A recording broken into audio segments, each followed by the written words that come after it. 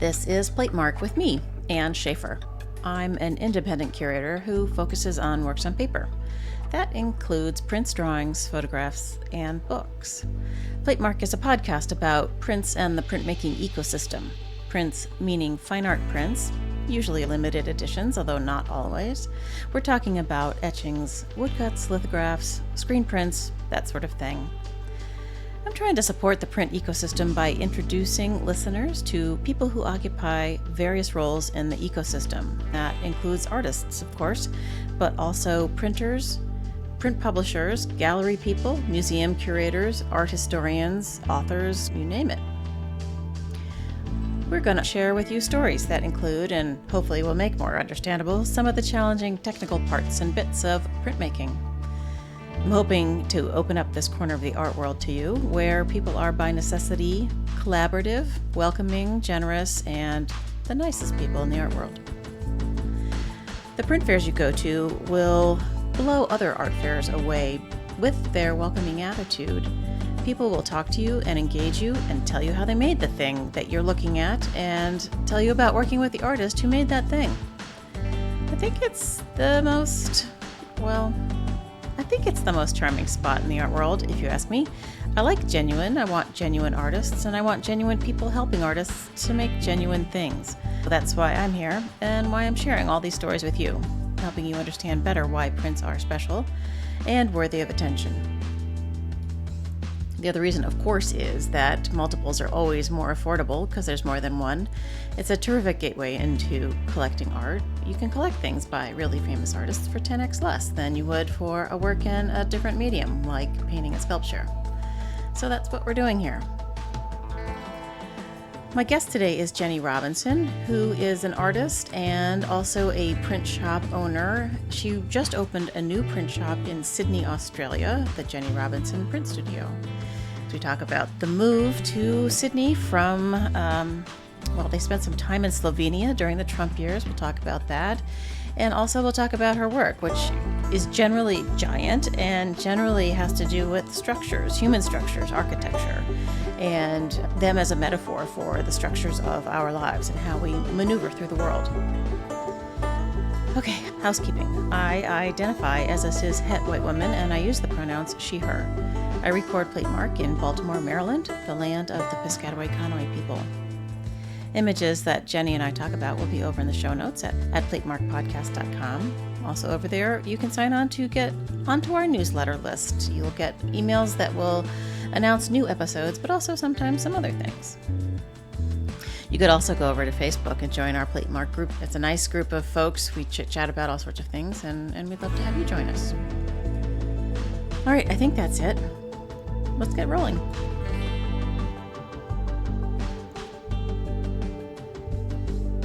Jenny, it's wonderful to see you. Thank you for coming on Platemark. Oh, thank you very much for inviting me. I've been listening to your show, so I'm very excited to be part of it. Excellent. Thank you. Yeah, I know you have been on my sister podcast, Hello Print Friend. And, Yes. Sometimes we overlap, but sometimes I don't think it matters because we have different kinds of conversations and you have plenty to say. I do. Sometimes I have too much to say. I doubt that. So first order of business, can you introduce yourself? Yes, my name's Jenny Robinson. I'm a printmaker. I know some people don't like to say I'm a printmaker, but I'm proud and loud about being a printmaker.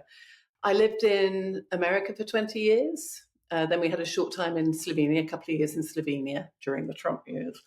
And then we've now moved to Australia, where we've opened a print atelier in the heart of Sydney. Did you really move to Slovenia because of Trump? We kind of did. Everyone says if Trump gets in, I'm going to move. Yes, but you actually did it. Well, I'm English and my husband's Australian. He's an American citizen, but I'm not. And we'd been there like 18 or 19 years. And honestly, it was so mad. It was 2 years into Trump's tenure. And I don't know, it was just insane. Even in San Francisco, you wake up every morning. Probably shouldn't get into politics so early, but it was insane. And it was horrible. It was a horrible way to be. At the same time, Brexit was happening in Britain, and we had that lunatic Boris Johnson in charge. So it's sort of like two very similar characters, I think. So we didn't want to go back to England. My mum had Alzheimer's, so I wanted to be close as well, but I didn't want to live in England at that point either. So, my husband and I were out for a drink one night, and I just said to him, I can't stand it. I want to go back to Europe while I'm still a European. I want to live in Europe while I still can, because when Brexit comes through, that'll be the end of that. And I just said, ask them if you can work from home for a couple of years. So anyway, he did ask them, and they actually had an office in Paris and in Slovenia. So we're like, where's Slovenia? So we looked it up on the map. So it really came down to a choice between Paris and Slovenia. And I was like, well, we know Paris, and yeah, it's close to London, but it's a big city. It's like living in a big city again. And so we just, had a look where Slovenia was, bad geography. And it's in the most amazing part of Europe, a part that we didn't know very well. And so we just decided to move there for 2 years, which we did. Is Slovenia one of the ones, they split up into so many little pieces. Is it one of the ones that's landlocked, or does it have coastline? It has a tiny coastline. It has about 40 kilometers, I think. But so when Yugoslavia split up, Slovenia actually got out before the Civil War started. I think they had very short skirmishes. And then I think they just thought, oh, Slovenia's not worth it because there aren't enough. I don't really know the history that well. But anyways, Slovenia was lucky, and it was separated off before the Civil War started, before the war in the Balkans started. And so it really wasn't damaged at all. So it's a tiny country. It's only got 3 million people, I think. Most people drive through it, like they drive through from Northern Europe. There's a road that goes all the way through to the Adriatic. So I think most people just drive through it. But it's a lovely little country, very beautiful, lots of mountains. They're all very outdoorsy, lots of cycling and walking up hills and stuff. So we moved to Ljubljana for 2 years. Yeah. Oh, nice. Did you didn't open a print shop there? What did you do? Well, yeah, that was sort of a bit of an issue, because another reason we chose Ljubljana was because it has this history of print. They introduced a biennale for printmaking in 1955. What? And it was the first biennale for printmaking. And they had everybody show their, they had Hockney and all these big, big names in the sort of 60s and 70s. And they have a print museum, like a villa in the middle of Tivoli Park, which is this beautiful park in the middle of Ljubljana. And it's dedicated to print and has been for years, for decades. And so I thought, oh, well, Ljubljana will have this thriving printmaking community, and there'll be open access print shops everywhere, and I'll be able to just slot in and get to know all these printmakers and have a lovely time.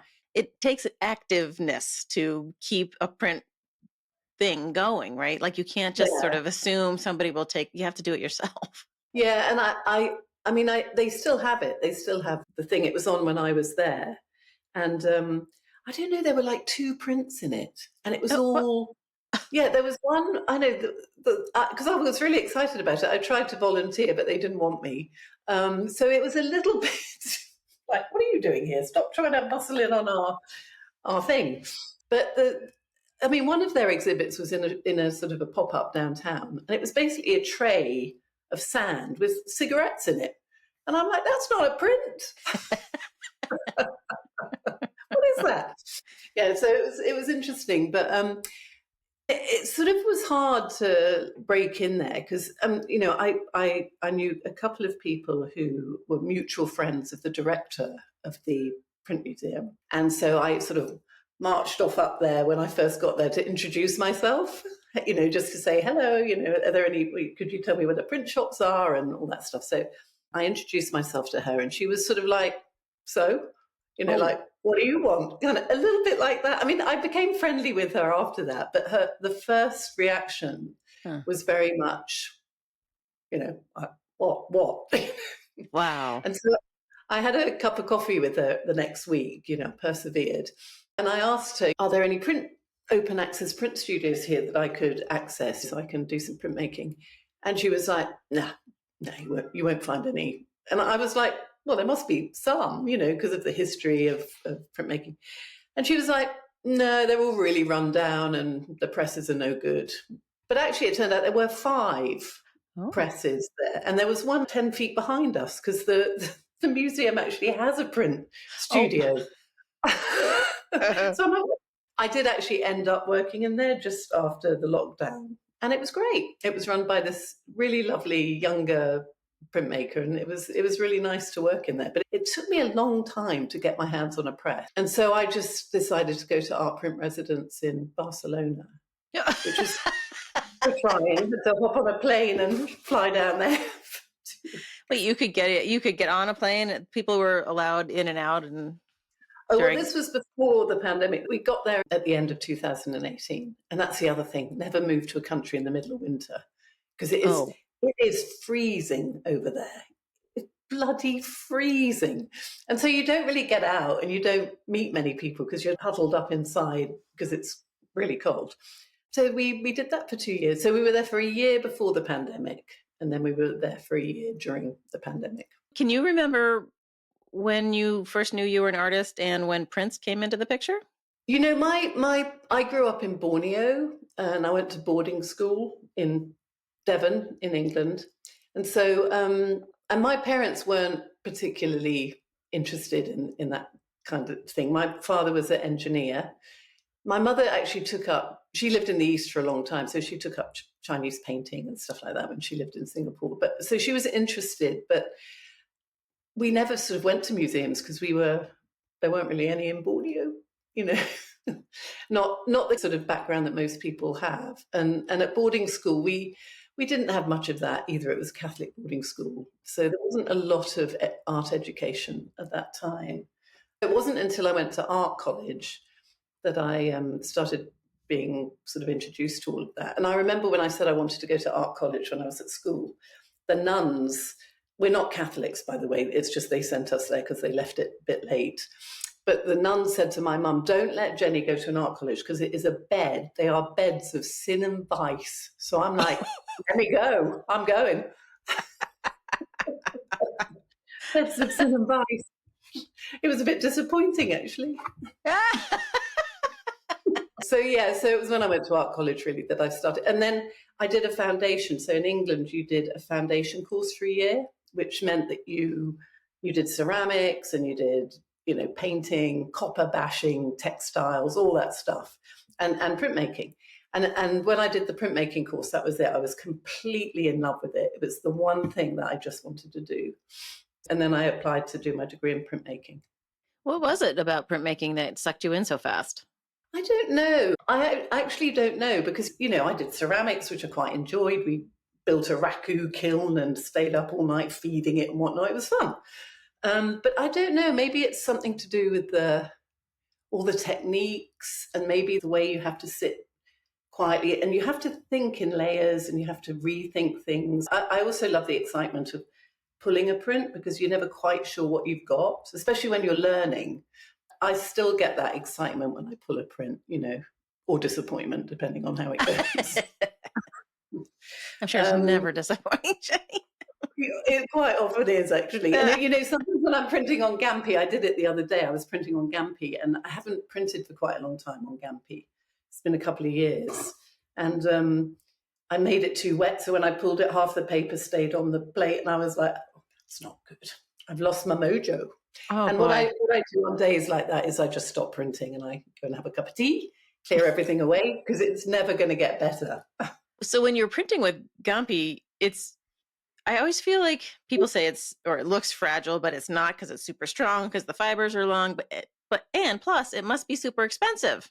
It is, and it is now because you can't get it. When I was in San Francisco, I learned how to handle gampi. It was from Paul Mullowney, who had a print studio in San Francisco. He's now up in Portland. And I had started working on gampi, but of course I didn't start small. I started massive. And so, the paper is just really hard to work on when it's sort of 1 meter long or 2 meters long. And it was folding in on itself and it was tearing because I was making it so wet. So I asked Paul if he would teach me and I got a group together and asked him to teach us how to handle gampi, really. So I did a weekend workshop with him and it changed my whole practice. It just changed my life in terms of how I was printing and what I was doing. Because I was working on gampi and I loved it, but I was like, now what do you do with it? Because it's so thin. And you're right, it's super strong when it's dry, but when it's wet, You can put holes in it quite easily if you're rough with it. And if it folds in on itself, it's like a piece of wet tissue. You know, where do you find the edge and how do you pull it out and stuff? So he taught me all that. And then at the end of the workshop, I'm like, oh, well, I'll just, I'll sheen collé that onto some BFK or something. He was like, oh, why? You know, and I'm like, well, why not? And he was like, well, why would you do that to a piece of gampi? It made me think, it's like, yeah, well, why would I actually? Because it's so beautiful as it is. And if you back it with one sheet of, then it still has that beauty. It's not it doesn't flow the way it does when it's unbacked, but it just stabilizes it. But it still has that beautiful sheen on it. And it's just something about the thinness of the paper. And I love that sort of juxtaposition between the thinness of the paper and the subject matter that I use, you know, the heaviness of the steel structures. And the idea that those structures will last forever, you know, they're supposed to be really big and strong and they're indestructible in a way, that's what they look like. And you think that the paper is the opposite. But in fact, often the paper is the thing that lasts. I mean, you know, museums have paper that's 800-900 years old, and what's depicted on them is long gone. So I love that idea of the gampi. And I pretty much use Japanese paper all the time now. I never use Western paper. Oh, wow. Yeah. And that was since that, really literally since that weekend with Paul. It completely changed everything for me. It was great. But I'm thinking about the listeners and going, A, what's gampi? And B, how could it possibly take an entire weekend to teach you how to handle it? So Paul Mullowney lived in Japan for 10 years. And I think he was looked after some temple or something with his wife for 10 years. He was a custodian or something. I mean, I may have got that wrong, but and so I think he learned a lot about papers. He used to work for Crown Point and you know, sort of doing all that. First of all, I brought in a whole bunch of really big prints that I'd printed. They were sort of like, I don't know, they were maybe 60 by 40 on gampi. And, you know, I just didn't know what to do with them. I mean, gampi is so thin and so sort of floaty. It's like, well, how do I frame it or how do I show it? And I knew that he did backing and seaming. And I also was very interested in, what if I want to do like 6 or 7 prints and put them together? How do I do that, you know, on gampi? And how do I do that on Japanese paper in general? So the backing of the gampi is an old Japanese tradition. And Chinese, actually, going right back to when paper was invented. So that's a whole thing you have to learn. You have to learn how to, and it's all very authentic. You know, you have to get the jin shofu, which is basically the wheat paste, purified wheat paste. You have to cook that up for half an hour until it's a bit like cooking white sauce or something, until it's transparent. So that takes about 20 minutes, and you have to stir. And then when that cools down, you have to sieve it and strain it so that it's easy to put water in with, to mix with water. And then you sort of put water in until it becomes almost like water again, the glue. And then you have to learn how to sort of smooth out it does take ages. You have to learn how to smooth out the gampi onto a table so there's no wrinkles on it without tearing it or anything. So you do that. And then you get another piece of paper, another piece of Japanese paper, a bit thicker. And then you brush the glue all over that. And then you transfer the glued paper onto the gampi like this. So that it thickens it up. They use this in restoration all the time. You know, Sure. It's a way of, and then you have to pound it. And all these techniques have special brushes. Of course they do. You know, they have all these beautiful brushes. And the pounding brush, you have to pound it until the two papers almost become one piece of paper. And then you let that dry, and then you have to stretch them, which is a whole other thing. So you have to learn how to put them onto a board that's been lacquered to the right lacqueriness, all technical terms here. And then you sort of stick it on the board, and then you leave it on the board for a couple of months while it completely flattens, depending on the weather. I think they do leave it. I mean, I've left a print on the wall for like 6 months because I didn't know what to do with it because it was so big. And it just stays nice and flat. And then you take that off the wall, and then you get a piece of some kind of wax, and you wax the whole of the back of it.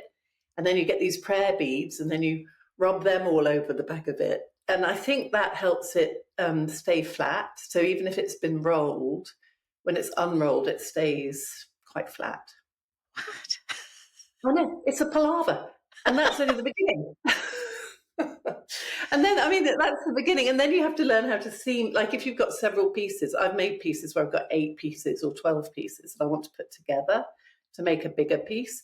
So then you have to learn to seam the 2 pieces together so that there's no seam basically. So then you have to take them off the board, cut them down to the exact right, you have to cut right down to the image, and then you have to glue them together. And then you have to back them again so that the seams won't pop. I mean, it goes on forever. I don't know why I love it so much. I know, it's a palaver. It takes months. Yeah, I asked the right question. Once you get the backing sheet with the glue onto the gampi on the table, why wouldn't you put it through a press? That's a good question, because I did a demo at Printopia in New Zealand last weekend. It's this print festival they've just started up there, which is great. And somebody said that to me. She said, why don't you just stick it through the... This is after I'd done 2 hours of demo. She goes, excuse me, why don't you just stick it through the press? Because it doesn't work, because everything is quite wet. So if you stick it through the press, it's just going to...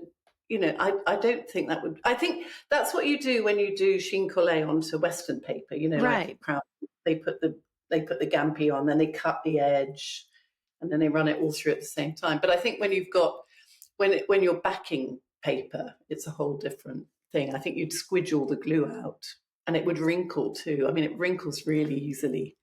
You can get creases in it, which you have to pound out with your pounding brush. Oh my God. Yeah, so it is quite complex. Yes. Why not just print it on Western paper?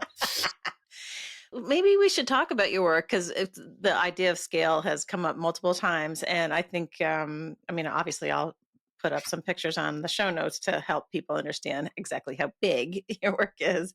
But can you describe A, why scale is important, and B, what the subject matter is with a little more depth? So I've always been interested in structure. I mean, my father and my grandfather were both engineers. So I think that explains my interest in it. Because, I'm often asked by people, I used to have open studios in San Francisco, and I'd be the only person in there, and my name would be above the door.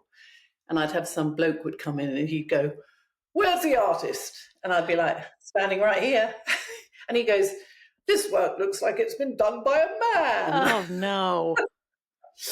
And I've had that so often, not as much lately, I have to say. I think men are getting it. But like if my husband would be in there with me, and I'd be talking to him, they'd talk to him. And he'd go, "Don't talk to me. I'm not the artist, talk to her." But they'd still talk to him.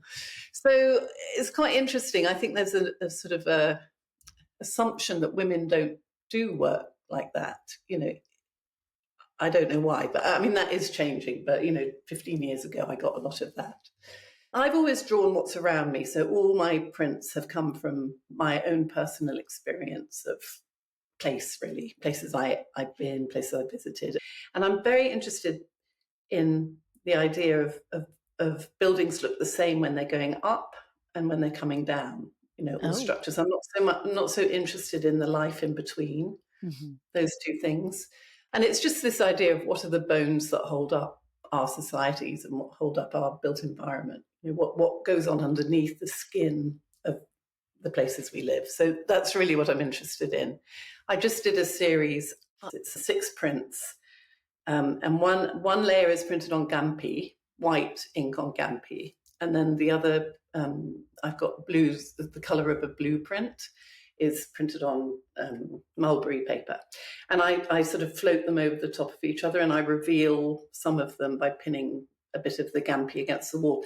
And it's this idea that you've got the original drawing, the original blueprint that the architect thought of and did a drawing of. And then you've got the vestige, which is the print on the white print, which represents sort of the ghost image of the building that's no longer there. And then the gap in between that you can see when I pin the gampi back, that's sort of the life of the building in between that's now no longer there. So the paper is really important to the concept of the work. This idea of fragility and strength, and how it's really opposite to what it seems to be. And then scale? Oh, scale. Yeah, I struggle with an image that's maybe 30 by 20, I just can't make an image work at that size. I can make small images work, tiny ones. And I think it's to do with, often the structures that I'm drawn to or that I depict or that I redraw and make my own are they're all huge. And I want the viewer to have the same experience as me, really, that when they see it, they're sort of awed by it, or they look at it and they're like, oh, the scale is important for the viewer to sort of have that same visceral experience that I did when I sort of drew the thing. So that's really why I like to do large prints. And I've just got into this thing now where I just want to make larger and larger prints, which is why I bought this big press. Well, yes. Speaking of large prints, so let's start from Slovenia to Australia. What was the thinking there? So the thinking there was, after 2 years in Europe and the pandemic and the way it was handled in both UK and America, I think we just had enough by then. We'd been in America for like 18, 20 years by then. And I think we just felt we were never going to retire there. We actually only went there for 5 years. But my husband wouldn't go back to England. So we'd stayed and we had a lovely life. We loved San Francisco. We had, and for me, it was the best thing to be in America because my career thrived in America, which I don't think it would have in the UK. The opportunities in America are incredible. Everyone's so generous in America. It's a big pond and everyone is incredibly generous. And I loved it. I mean, all the people I met in the print world, incredible people, all of them. After I started going to Southern Graphics, which was sort of a bit later because my son's birthday always fell on the weekend of Southern Graphics.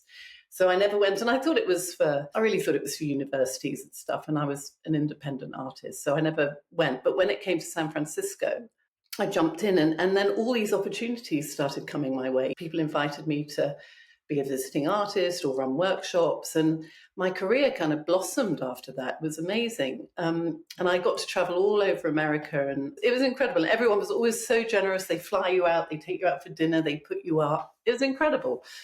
So that's always been an amazing part of being in America. I don't think that would ever have happened to me anywhere else. When we were in Slovenia, we were having a beer in the beer garden. When things opened up again, we were like down to the beer garden. And we were just talking about it. And we were like, what are we going to do? Because we would have loved to have stayed in Europe. We would have loved to have set this up in Italy. But, after living in a country where we didn't speak the language for 2 years, and Slovenian is an impossible language. We got hello and 2 beers, please, is about as far as we got in 2 years. Also, Brexit had happened by then, so living in Europe was much more complicated.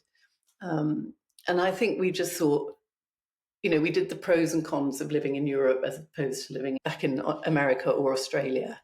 England was out by then for me. I just didn't want to go back to England. And my husband's Australian, so we decided we'd come back to Australia and set up something here. And we also knew that there was nothing in inner city Sydney like this, like what we're trying to do. In fact, when we moved here, for 2.5 years, I haven't made a single print until my press arrived because there's no open access studios and certainly no studios with a big enough press for me to work on. I mean, there are open access studios, sort of, they're not in the inner city and we didn't have a car. So, it just wasn't. And it rained the whole first year we were here. It just did not stop raining. What? Yeah. I know, it's like the monsoon. My husband loves the beach, and we went to the beach 3 times that summer because it just bucketed down. I mean, it was like the monsoon, like every day for a year. So, you don't get out much when it's like that. So, we just decided that we would come back to Australia because my husband has family here. My 2 boys are here now. My older son was here studying, and we just thought, let's just go back there and see what happens. Okay. So we went back to America for a year while I was preparing for my show with the Mario Avati Prize in Paris. So we went back and I worked at Calar for about 9 months solidly to get the show together. And then we went back to Europe for 3 or 4 months. And then we moved to Australia. And we were put in quarantine for 2 weeks. Oh, my heavens. Such fun. It was grim. And then they did away with quarantine the day after we got out. Of course. And yeah, and then here we are, you know. All right. So, well, before we get to the building of the Jenny Robinson Studios, tell us about the Mario Avati Prize. How did that come about, and why do people not know about the Mario Avati? When I read your something about you, I was like, "What prize? What is that?" I know, it's weird. So I was in Slovenia before I found a studio and way before I found somewhere to print. And I was sort of sitting in our little office in our little apartment in Ljubljana. And I was like, oh my God, what am I going to do? So I was scrolling through and I thought, oh, I'll apply for something, I'll just apply for something. And it popped up. And you're right, I had never seen it before either. I'd never heard of it. So I sort of read through it. It didn't cost anything to put your work in. So I thought, oh, that's good. And you didn't have to write anything. You didn't have to write a great big sort of piece of paper about what your art's about, blah, blah, blah, which is hard and it takes a lot of time. And I thought, oh, well, that's easy. You just put something in. It doesn't cost you anything. You just had to put, I think, like 10 JPEGs in or something. So I brought some work to Ljubljana with me. So I thought, well, I better put in what I've got. So honestly, I didn't even think about it. I just sort of randomly put in these random images that I had. And then I forgot about it because, usually you don't get accepted. So I just forgot about it. And then they wrote and said, oh, you're through to the next level. And I was like, oh, well, that's good. And then I forgot about it again. And then I got an email one morning and I nearly just deleted it because I thought, oh, it'll be another rejection. And I opened it and I couldn't believe it. But the thing is, because it's unknown, I think relatively unknown. I mean, not in Europe, maybe. Maybe that's why it popped up on my computer was because I was in Europe. Oh, maybe. And maybe the algorithms, maybe that was why it popped up. But I think there were only 100 applicants not to put myself down, but I think there were only about 100 applicants that year. Yeah, I mean, I won it that year. So it was amazing. And honestly, and it was one of the best experiences I've ever had, that whole exhibition and the whole experience of it was amazing. And that was partly why we decided to move back to America after the 2 years. Because we could have stayed a bit longer in Ljubljana. We went for 2 years. We could have stayed longer, but there was nowhere for me to work. I mean, I couldn't keep flying to Barcelona because that was costing quite a lot. And because it was such an important exhibition for me, I wanted to really put my best foot forward. So we were due to go back anyway. So we went back for 9 months. We packed up the house. And I worked like 24/7 as well as packing up the house to put on the market. And then I worked at Klar the whole time. And I got the show together. And then we went back. I took it. In fact, I took it. They were great because I said, I don't frame anything because it's all too big and I can't, I haven't got that kind of money. But the prize comes with a $40,000 prize. And it comes with this opportunity to exhibit at the Institut de France, which is opposite the Louvre. And they've just done up their gallery. And it's incredible. They've painted it like this deep, dark, black-blue colour. When you go in, you can't see anything. You're like, oh. But it's beautiful. Like, it's really beautiful. It's a beautiful old building. So I took my entire show in a golf bag and a ski bag. Oh, my which gosh. travels for free, by the way. When you travel with sports equipment, it travels for free on airlines. I didn't know that. Yeah, which makes a huge difference. If you take a tube, they'll charge you like $300 for it. But if you put it in a golf bag, it's free. And the golf bag's bigger. I bought a huge golf bag and I bought a huge ski bag. And I put my entire, rolled it all up. That's the other advantage of Japanese paper, actually, is that you can roll it all up really on small rolls. So I took the whole show in these 2 bags. It didn't cost me anything. When I found that out, I just paid $300 to bring a tube back from Austin to San Francisco, and I was outraged. I went to the oversized luggage to pick it up, and there were these 2 sort of golfers, with their hats on and their silly trousers on, waiting for their equipment. When it came through, it was huge. And I was like, how much did you pay for that then? And they said, oh, golf equipment goes for free. So ever since then, I put all my stuff in a golf bag. And they go, golf bag? And you go, yeah. Maybe put one. That's incredible. That's brilliant. It is. Printmakers, put your stuff in sports bags. Oh my gosh, that's incredible. Yeah, so I took it all over there, and then we hung the show, and they hung everything on magnets, and it was incredible. And then because it's the Institut de France, it's all very la-di-da. You know, they treated us so well. I mean, we were invited to cocktail parties at this museum where they've got the biggest collection of Monets in the world, and you're like Oh, surrounded by. did you go to Marmottan? Yes. Did you meet Eric Demazier? Yes, no, Eric and me, we're buddies because he actually runs the Mario Avati Prize. I know. He's the guy. He's lovely, isn't he? Well, I've only met him once at the print fair in New York, but I want to talk to him for the podcast. Oh God, definitely you should talk to him. Yeah, so he's the director of that, and he's like, "Oh, Jenny, what are you and Stuart doing tonight? Why don't you come along to this event?" And I was like, "Okay." So we rolled up, and it was like this big cocktail party, champagne, and he said, "Just tell them at the door you're a friend of mine," because they were taking tickets. And we're like, "Oh, we're a friend of Eric's," and they're like, "Oh, please come in." We were over there this last summer. I had lunch with him. They go to this restaurant where all these people, but everyone is like, "Oh, it's Eric Demazier." It's like he's a rock star, and all these people come up and shake his hand while you're having lunch and stuff. It's hilarious. But he's such a nice man. He's really nice. So he heads up the Mario Avati Prize. Oh, wow.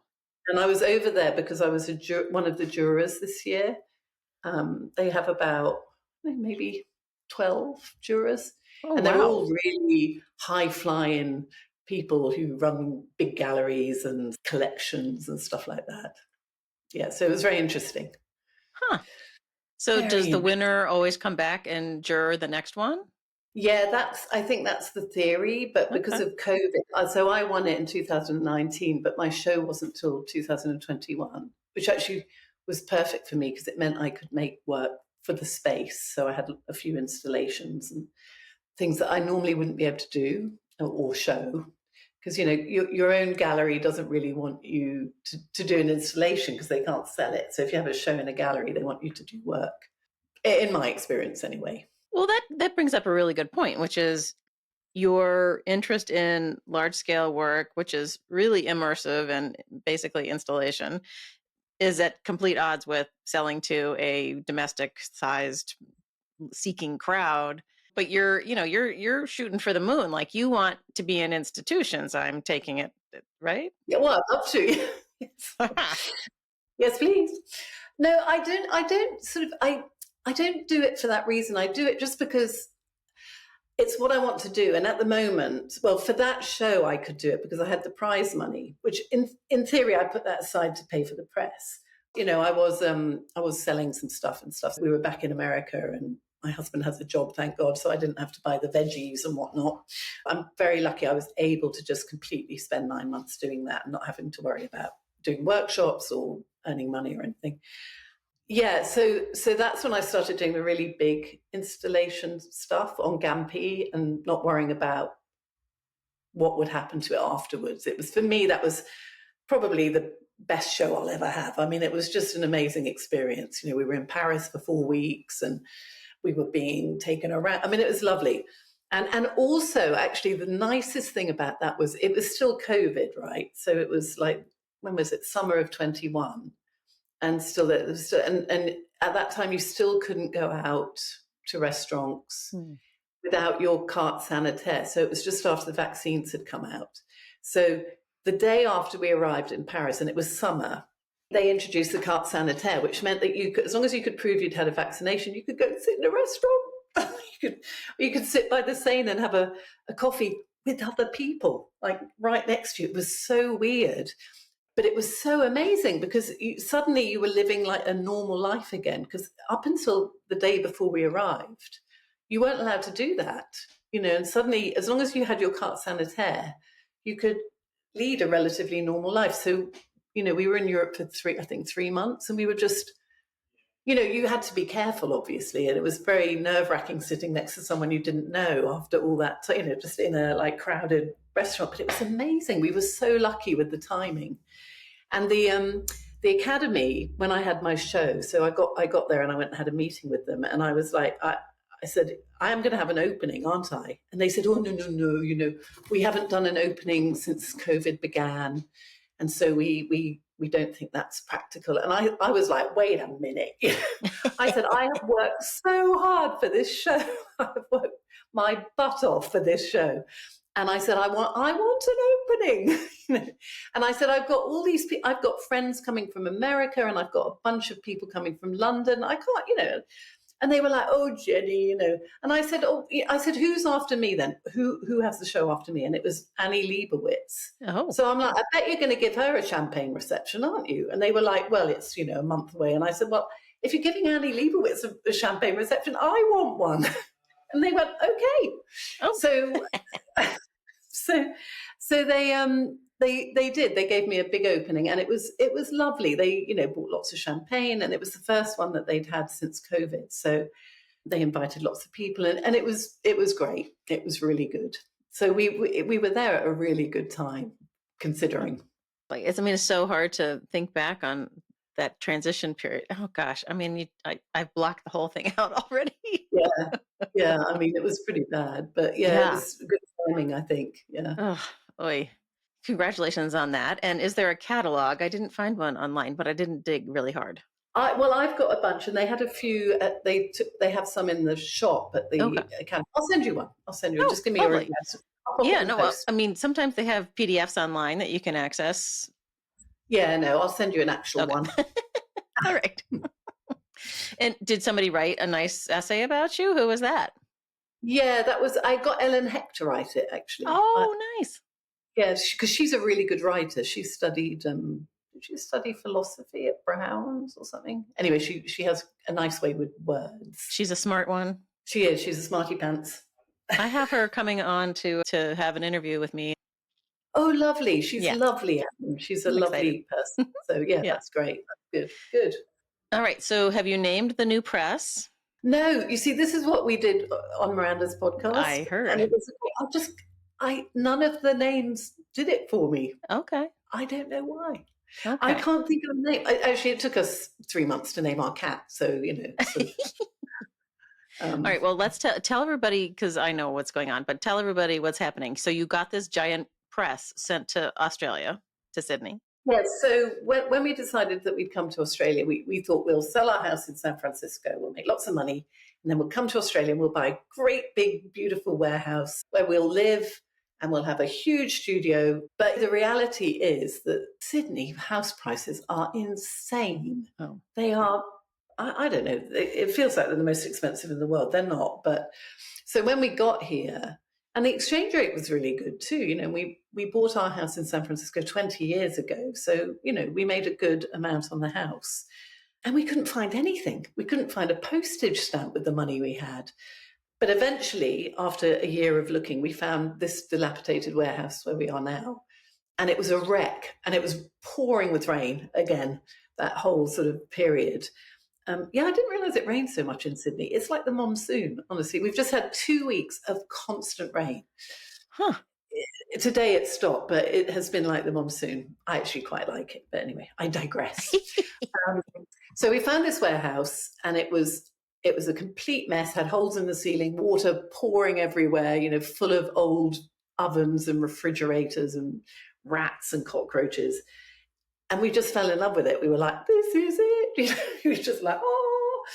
And it's a single-story warehouse exactly in the area we wanted to be, because we wanted to be right in the inner west, they call it, which is sort of, I don't know what the equivalent would be. It's sort of like you can walk to the city from here, and we're near Redfern Station, which is all the trains stop at Redfern Station, and we're like a 7-minute walk from there. So our idea was that we would be somewhere where people can get to really easily, because there are no print shops in Sydney, even sort of in the if you go out even a lot more than where we are, you still won't come across a print studio. So we had hoped to be in this area, but we figured no chance in hell would we'd end up in some sort of the boondocks in some industrial estate. But anyway, this place came up, and it's not anywhere near as big as we would have liked, but it's just in the area we wanted, and we live here as well, so we wanted it to be in an area that had stuff around it. So we bought it. I had cold feet about it because it cost so much, but we've pretty much put everything we've ever earned into this building. So it has been a bit scary. So we have the bit that we live in, and then we have the studio next door, and then the third bit of the building we separated off to rent to help us pay the mortgage, because they gave us a huge mortgage. So that's where we are. So it's a completely self-contained little studio. No one else wanted this warehouse because you weren't allowed to build up. You couldn't knock it down and build a bunch of condos, which is usually what happens. Right. And so they come along and they knock it down and they build a skyscraper. But you weren't allowed to do that. So no one wanted it. So we managed to get it. So we're very inner west, as they call it, inner city. Wow. It's a dream. I've always wanted to open a print shop, as people know if they listen. And my husband has always wanted to convert a warehouse into something like well, do it. Yeah. Sounds awesome. I know it has been lovely. I mean, the space is a lot smaller than I had imagined. We are a non-toxic studio, and part of the reason for that is because actually I don't really have room for an acid room. Also, I haven't quite got my head around. Australia is a nanny state. It's like rules and regulations up the wazoo. So I don't know what the rules and regulations are as yet about getting rid of toxic material. Oh, okay. Like acid, even ferric and stuff. I haven't worked with etching for such a long time that I'm not there yet. I mean, we might have to. And I do have a small room at the back that I could put that in. But at the moment, I'd rather just have a non-toxic approach and have people bring their plates, if they have plates, to print here. So this is more like come and print with us rather than come and make etchings. In the shop, you're making your own work, and will you offer your services as a collaborative printer for people and do workshops and all that? Yes. So we've been open about 4 months now. So we found the warehouse in November 2022, I think. And then planning permission took 4 months. And then it took 9 months to build. So we got in around September. That's when my press arrived last year. We've been up and running since about February. So we've run 3 workshops. I've run one. I had Sarah Amos. So she was over here because she's Australian as well. And so she comes over every summer. So she taught a workshop, which was fantastic. Laura Berman was here I think she's here on a Fulbright or something. So she did a weekend workshop. And then I've got one on Japanese backing and seaming coming up. Nice. And then we're stopping the workshops until October because we're going away. I'm going to Flatbed to make some prints, and nice. Then we're going on holidays. The other thing is, Anne, it's a very small market here. It's a very small group. I mean, it's been surprising to me coming from America how small it is. And there are some amazing printmakers in Australia, really make beautiful work. But there aren't many of them because it's such a small pool. So, it's a lot smaller than I thought it was going to be in terms of sort of trying to get people in. That's funny. I would not have guessed that. Yeah, I mean, Sydney's a huge city, but, printmaking is it's a small little area. And there's only 1 or 2 galleries that deal with works on paper in Sydney. I mean, Melbourne is traditionally a much more cultural city. They have this competition between Melbourne and Sydney. So Sydney is like the big brash brother. Everyone's at the beach and, it's all about money up here, is the way they see it. And then Melbourne is the cultural centre. And so they have Australian print workshop down there, which has been going for about 40 years, where they publish high-end prints with artists, Australian artists, and they have open access. And so they've been going for a long time, and they get a lot of grants from the government. And then there's Baldeson Press, which is been going for about 25 years, I think. And that was the wife of George Baldeson, who was an artist in Australia, a very well-known one, and he died quite young. So she set that up. And that's beautiful. It's in the country. It's surrounded by eucalyptus, and they have kangaroos bouncing through. Can you believe it? They offer workshops. They offer contract printing and stuff. And they're a lovely bunch of people. They've been so helpful to me. They couldn't have been more helpful. I mean, they don't see me at all as competition because we're trying something a bit different, and also we're in Sydney. But they couldn't have been more helpful. They're very generous with their knowledge and how to set things up and stuff. So that's been really nice. I'm amazed. I mean, Australia is so huge. You would think there would be more shops than that. Yeah, well, the country is huge, but there aren't that many people. Well, right. It's so spread out. Are the university art departments offering printmaking? Is it a thing for students? Well, yeah, but they've closed down a lot of them. I Mm. mean, there's only a few universities anyway. It's not like America, obviously. So I think the University of Sydney, which actually is very close to us, just at the back here, they had an incredible printmaking studio a little bit further out than the inner west, and it was amazing. It was in this old building, and it overlooked the water, and I think it was there for years, and then they just closed it down. And so they moved them from over there to this campus, but they reduced the size of the department. And then the University of New South Wales, they had a thriving print department, which has also been not closed, but it's been put under the umbrella of graphic arts or something, printed arts or something. So that's on its way out. And then you have the National Art School, which has survived those cuts. And because the other universities have cut back, they're trying to take that space, I think. Oh. But it is pretty bad.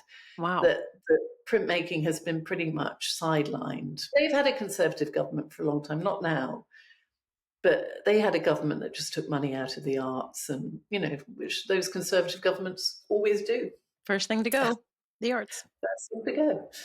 And it's so annoying because what do you do when you're on holiday? You go to museums and music and concerts, and that's what everybody does. So stupid. Yeah, short-sighted for sure.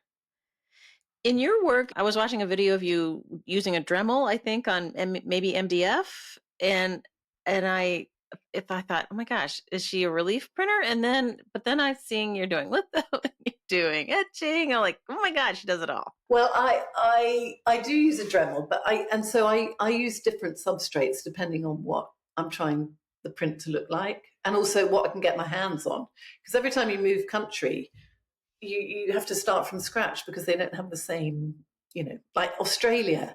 It's so hard to get stuff here. It's especially since the pandemic, and everything is so expensive. Like a dry point needle that I can get in America for $9 or $12, $90 here. What? I know. It's just like, why? So things like paper and inks are super expensive here. So when I come over to Flatbed in the summer, I'm going to bring my golf bag and I'm going to stuff it full of paper, dry point needles and ink. Just going to stuff it full, because it's expensive here and it's hard to get hold of stuff. So I work on cardboard plates, so I can't get the cardboard here that I used to use. So I have found some that actually is better, but it's super expensive. Huh. When I was in Ljubljana, I couldn't get any of those materials. In Europe, it's different. Everything is different. It takes so long to find places that sell the stuff. So I started using plastic that I got from a print shop in London. But then it turned out, I rolled some up and I left it in the car. We were in Florence for a few days and it was summer, and it's heat. Well, they use it to make molds. So they heat it and it makes molds. So I rolled it up and I left it in the car and it was 40 degrees. And when I came back to get it, it had fused. And I'd only taken one print of it and it was a huge print. And it just fused. So when I unrolled it, it snapped into about 8 pieces. Snap. Sorry, I shouldn't laugh. Yeah. Oh my God. So I bought a whole bunch of that stuff. So I've still got it, but it's very delicate. If it gets hot, Yeah. So it just depends. And then I use a Dremel to make the marks, like aquatint, really. And I use aluminium as well because that gives a beautiful line. Oh, wait. So when I was watching you use the Dremel, and I feel like you were describing it as dry point, and I thought, is that really what that? My little cataloger's brain started going like, I'm not sure I would describe that as dry point. What would you describe it as in your little catalogue? Well, I mean, in olden days, if you had a piece of copper or whatever your matrix was, and you were dragging with a needle, drawing with a needle, it would be dry point. If you were pushing with a burin, it would be engraving. And in between those, then there's the mezzotint sort of deal. But I don't know that I don't know where I would put the Dremel reductive. I don't know. That's true. There should be a name that covers all those things. Right. But I think of it as dry point just because And it doesn't matter what the matrix is. It's, it could be cardboard, it could be copper, or it could be aluminium or whatever, plastic. I mean, I never use plexi because it's a horrible material to work on. It's hard to work, but there are some plastics. Polycarbonate is lovely to work on because you can roll it, which means you can travel with it, and it's very soft, so it gives a lovely soft mark. But yeah, no, I've never thought of it like that, really. I've just thought, well, it's just mark making. And people often call my work collagraphs, and that it annoys me, not because I don't like collagraphs, but because I always think of collagraphs is where you build up. Added, and yeah. I'm not building anything up. I'm just drawing into a plate. And so that's why I think of them as dry points, because I'm just drawing into them. It's just how you get to where you want to go with your marks. So after you have reductively dropped marks into something and you're inking it, are you inking in intaglio or are you inking relief? No, inking intaglio. Okay. So it's just like I just see it as an etching or a dry point, dry point. Really. All right. So yeah, it's just inking. I've tried doing relief rolls, but the marks are just too shallow. Oh. And they fill up. I mean, sometimes it can work and give you a different effect, but yeah, the marks are a little bit too shallow. It's not like an engraving where the marks are quite deep. Wow. All right. So I'm going to circle back around to the giant press that arrived from Conrad, right? Yes. Yeah. And the fact that you need to name it. So we're going to throw that out to we'll see how it goes. Yes, no, I'd love to name it. I would really love to name it. My son said call her Old Bessie, but his van is called Old Bessie, so I can't call her Old Bessie. I quite like Bessie. And then I was going to call it after my mum, who died last year. And then I thought, no, that's weird. Can't do that. And then someone said the Duchess of Darlington, because we live in Darlington. Right. And I thought, I quite like Duchess, but you've got this whole colonial history in this area. So that's not going to fly, especially in this area, which is very indigenous. If anyone can come up with a goodie. And how big is the press? I heard you say it's the largest in the Southern Hemisphere. Well, I've been told off about that. So I have to say, I have been told off quite well about that. No, it's the largest American French. I have to say it's the largest American French tool press in Australia. Okay. In fact, Tom Conrad told me it was the largest American French tool press in the Southern Hemisphere. So I have to put that in front because otherwise people get. Sydney University does have one that's about 3 inches bigger. Oh, over here.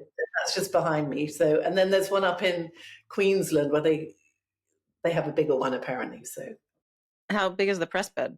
It's 53 inches by 96. Wow. So it's bigger than the one I used to use at Calar. It's 2 tons.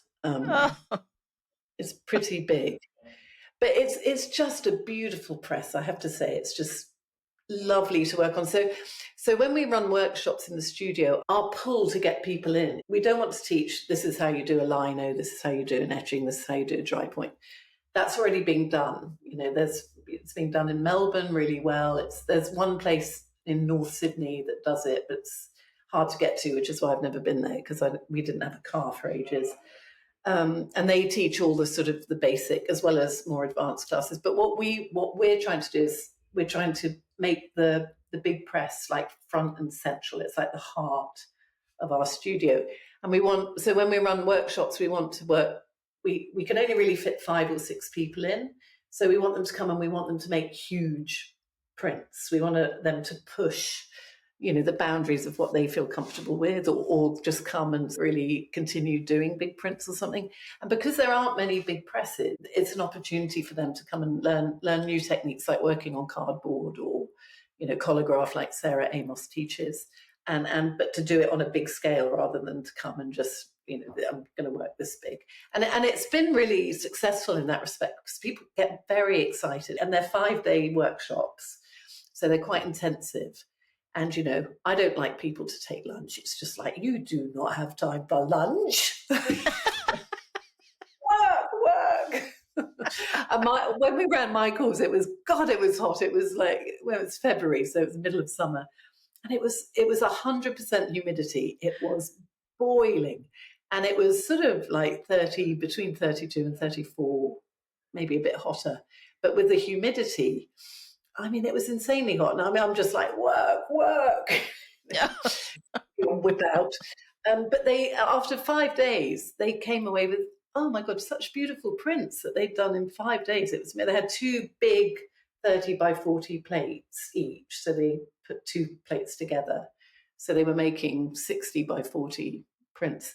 Wow. And it was lovely. And I think having that press to do that in, they all really enjoyed having the scale to work to. So that's kind of what we're aiming to do. And what I really want to do is bring people over from the US and from Europe, from England, maybe, to teach Oh, nice. in their field. So like when Sarah came, she taught her technique, and I taught my technique. So I'm trying to sort of talk up Sydney and Australia as a place to come for a holiday, because it is a fantastic place to come for a holiday.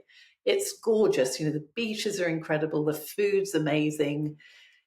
It's great. And it's kind of prehistoric too, like all the vegetation and the birds, and it's all huge. They make the birds make all these mad noises. It's like prehistory. Wow. There's no twittering of birds in the dawn. It's just like this screeching and screaming. So we want to sort of talk up Sydney a bit on our social media, so that people think, oh, I'd love to go to Sydney for a holiday and also maybe print or teach a workshop at the same time. And they should, because it's lovely out here. Yeah, that doesn't sound like a hard sell, really. Have you ever been to Australia? I've only been to Melbourne. Oh, okay, the posh bit, the cultured side. Yeah, it was a courier trip for the National Gallery of Art when I worked there, and I can't remember what I think it was a Renoir maybe for a show. I don't even remember. And you brought one over. Yeah. Oh. Yeah, I mean, and I'm not sure I've talked about courier trips on the podcast, but like you basically are escorting this work of art through, the whole bowels of the cargo in the airports and everything, and it takes forever. But then you get someplace and you're like, wow, I'm in Melbourne. What the heck? Yeah. Oh Yeah. my God. Well, so you go through with the piece until they've placed it on the plane. As far as they'll let you. Yeah. Yeah. Oh, okay. Yeah, it's pretty crazy. But yeah, anybody who does courier trips for museums will have some really crazy stories for you. I remember a colleague had a story about bringing something to Venice, and they got the rigging and they wrapped up the crate with the lines, and they lifted up over, the water, and nightmare. Yeah, because everything, well, yeah, I guess almost everything comes in by boat, doesn't it? Well, it right, does. Exactly. Yeah, I mean, you can drive and park on Venice, but then you're boating it from there.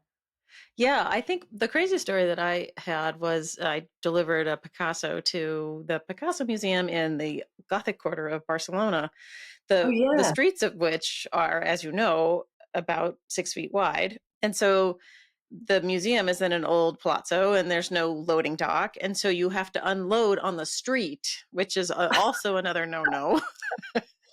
Yeah, right, because Barcelona. Right? Yeah, but then when we got there and the truck had pulled up, and I was in the car behind it with a courier from the Met, and there wasn't even enough room for people to walk by the truck in this alleyway road thing. So they couldn't have run with the crate anyway. So I was like, well, all right, I think we're okay. It's good security. Yeah, exactly. I know, that's insane, isn't it? Actually, when you go and see shows, you never really think of how it gets there. You walk up the stairs or whatever, and you just assume it magically appears, I suppose. God, that must have been so interesting. Yeah, there were. Yes, I have flown on cargo planes, where you're sitting behind the cockpit with, the little galley in the bed, and you're just like sleeping away across the pond. And I've flown in FedEx planes and all sorts of things. Oh my God, that's amazing. You should do a podcast about that. You should. Yeah. It's so interesting, because I don't think people really think about that. It's so interesting. Yeah, and I think Melbourne was the farthest away. Well, of course, it's probably as far as you can go. But yeah, I've been to Japan and Israel and Brazil and, Wow. Yeah. That's been an amazing job. Yeah, I know. It was fun. Yeah. While it lasted. Yeah. Well, your next project is obviously, finding a warehouse and doing it up. I was watching the the progress of the shop on Instagram, I was like, I want to be there so bad. And, oh, it looks so fun. It was fun. Actually, we didn't have to do that much to the studio because that was the one, because it's in the middle. It was the one room that seemed quite solid and didn't have like drips everywhere.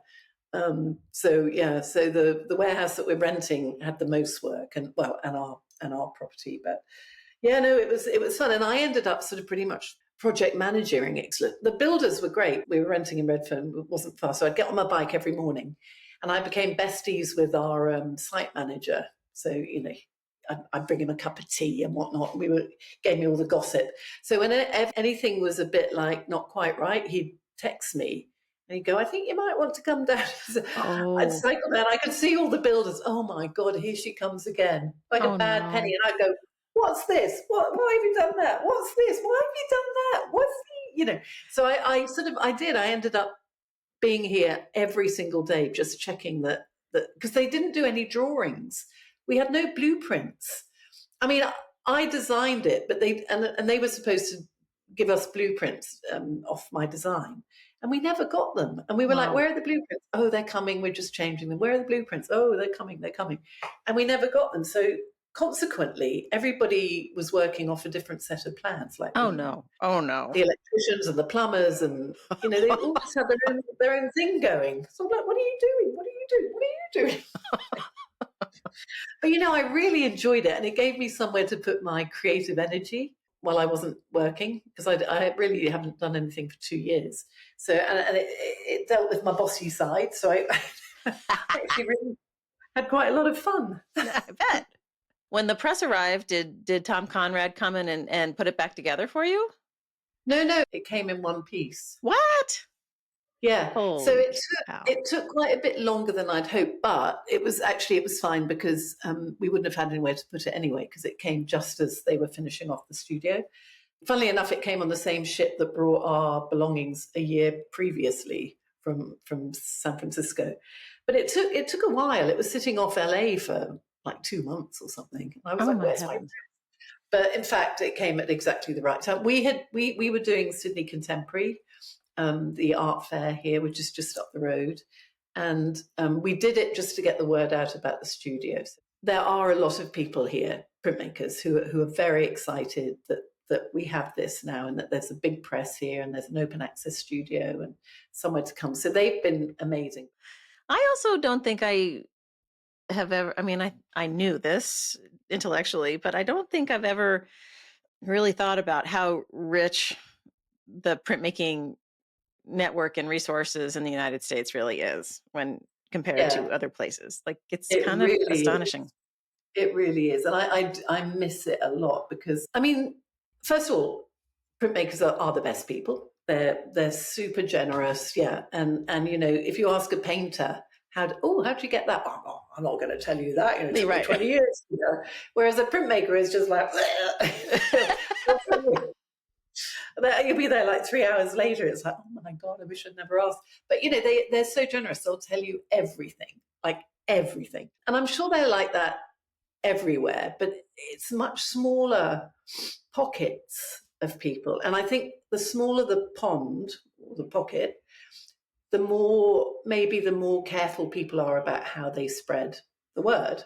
Because in America, it's so big and there's money, it seems like universities have the money to, invest in that side of things. England's a little bit the same. They don't seem to have this visiting artist culture where you invite artists to come in and talk to students and show them work and talk about technique. They don't seem to have that here because they don't have the money. The universities don't seem to have the money to invite, which I think is a big mistake because students learn so much from practicing artists, people who are actually trying to make a living at art, and how they go about doing that. Maybe some students end up wanting to be master printers or work with other artists printing. Well, unless you get someone to talk to you about that, you don't really know it's out there. Because when I was at college in England, we didn't have any of that. We had a few visiting artists from London. Apart from that, there really wasn't much talk about what are you going to do after you leave? How are you going to try and make a living? There was none of that. It's just like, bye, out you go. Right. Good luck. Yes, good luck. You'll be fine. And you leave and you're like, what, and then of course, in those days, all education in England was free. So you didn't leave with debt, you left free as a bird. But your parents would be a bit like, what are you going to do now? And you'd be like, I don't know. Who knows? Go traveling. Yeah, right. My dad was a little like that. He's like, what are you going to do now? Like, I'm going to march straight down to New York and get a job in a museum. God damn it. And I did it. Well done. No, you see, that never occurred to me. I worked in a print studio after I left college. We had a silkscreen guy who ran a publishing company in London. So, and it was in a rough part of London. I remember the first day I went up there and I got a ticket at the tube station. And the tube station guy said to me, what's a nice girl like you going to Ladbroke Grove for? He said, it's a bit rough down there, darling.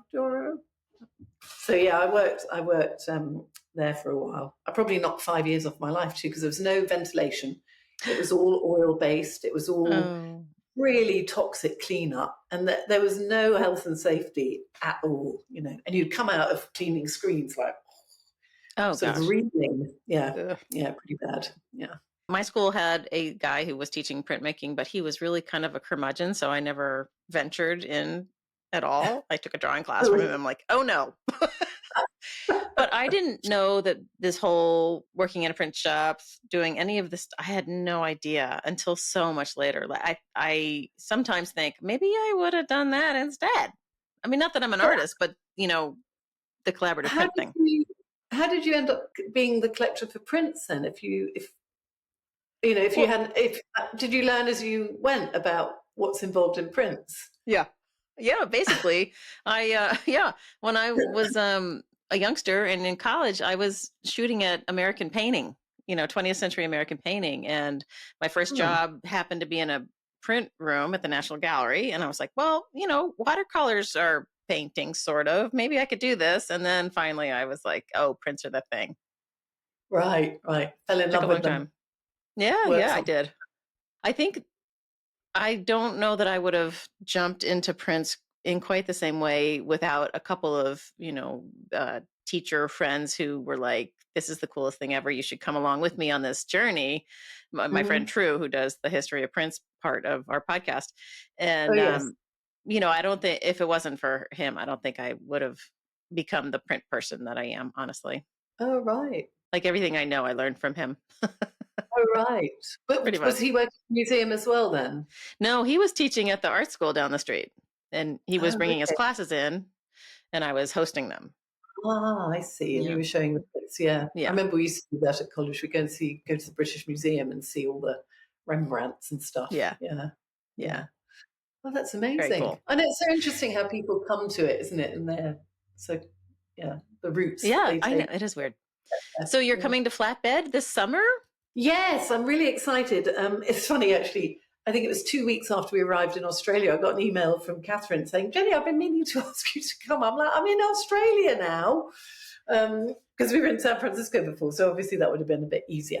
But no, I'm really excited. So I'm going to be making a litho with Alicia, I think. Oh, good. Alyssa, yeah. Alyssa. And then I think I'm making an etching with Catherine. I'll be there for 2 weeks.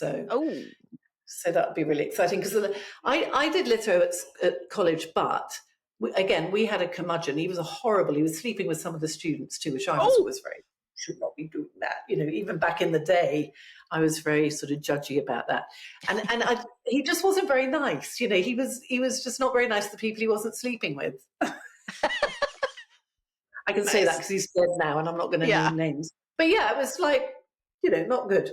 But he just couldn't give a toss about teaching litho to people who, were maybe interested in that. I did mostly etching, but so I actually hated litho for years. I was just like, litho. And then I was invited up by NASCAD up to Nova Scotia to work with Jill Graham. And so I went up there in 2018, just before we moved to Slovenia. And I had the best 2 weeks working with her. We got on really well. I always think of those as a real collaboration. It's not, you have the image, but master printers have the know-how, and nothing can happen unless you can work together like that. And Right. it was just a brilliant experience, and it was lovely to do that big print, and she figured out how we could flip it and make it bigger and all that stuff. So Fun. yeah, it was brilliant. So I am looking forward to doing another litho, because I haven't done one since then. So, That's and great. it's a whole different way of working too, Yeah. The folks at Flatbed are lovely. They're some of my favorite people. And Austin is, I'm sure you've been there, but it's a hoo-ha. You'll have a great time. Yeah. My husband's coming with me because his Oh, office fun. is in Austin. So we'll and then we'll go on holiday after that. Nice. Yeah, Well, that's it'll be great. good. So Yeah. you're on the Insta and you have worked with several dealers that you are definitely findable online, and people can find your work and buy it from you or the galleries. And you should be, we're going to like a little shout out for Jenny. Oh, thank you, Anne. Yeah, thank you for coming on Platemark. It's been delightful getting to know you. We've never met in person before, and but I've admired your work for a long time, and so it Oh, was great talking to you. thank you very much, and thank you for having me on. I've actually, you've been in my diary. It's like, oh, I'm talking to Anne soon. It's given me a little thing to look forward to. So thank you very much for having me. It's been really Of lovely to course, see you. it was my pleasure. Thank you for listening to this episode of Platemark with my guest, Jenny Robinson. I hope you enjoyed her. I thought she was a delight, and I love talking to her. These outro credits are generally a way to thank the people that helped me make this podcast, so I'll do that, but also just want to put in a plug for the Brooklyn Fine Art Print Fair, which is a new print fair coming up next March in 2025. To coincide with the IFPDA fair, we're creating a new New York Print Week. So stay tuned for word on that. I'm busy gathering vendors to our fold, and by the time this is produced, I'm sure I'll be chock-a-block full. But wanted to just say how excited I am to be working with Luther Davis over at Powerhouse Arts on their print fair. It is Powerhouse's print fair, and Fine Arts Baltimore is helping them make it happen. That's me and Brian Miller. So thanks to them for offering me a really fun opportunity to make something really great happen for the ecosystem. It aligns with my mission beautifully. All right, so thank you to Jenny for being a great guest on the pod today. Also, as usual, a thank you to Michael Diamond for the use of his original music, to Dan Fury for helping me with sound and editing, and to Lee Turner and Skip Barnhart for the use of their studio sounds at the top and bottom of the pod. As you know, images are over on the podcast show notes at platemarkpodcast.com, and you can also sign up for our newsletter over there, and think about heading over to Facebook and joining our happy merry band over there. All right, I think that's it. I'll see you next time.